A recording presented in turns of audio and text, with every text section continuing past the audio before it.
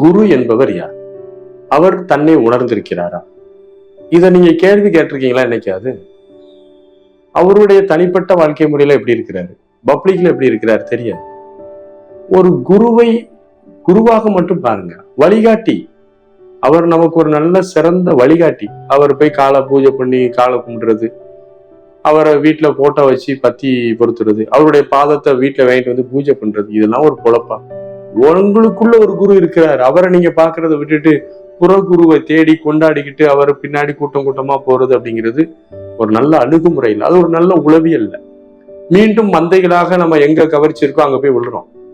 இப்படிதான் காலங்காலமா நம்ம சமுதாயம் வந்திருக்கு. கவர்ச்சிகளை கண்டு மயங்காது. அவர் மூலம் பிரம்மா சொல்லி கொடுத்தாலும் எறும்பு சொல்லி கொடுத்தாலும் வித்தை தான் உங்களுக்கு பெருசு. நீங்க வித்தையை படிச்சு நீங்க உயர்ந்த ஒரு ஆனந்தத்தை அடையதை விட்டுட்டு இப்படி ஒரு குறுக்கு வழியில போய் ஒண்ணுமே செய்ய முடியாது.